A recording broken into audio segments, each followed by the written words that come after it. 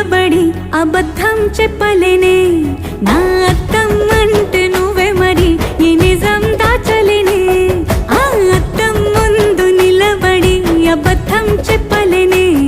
నా అద్దం అంటే నువ్వే మరి ఈ నిజం దాచలేనే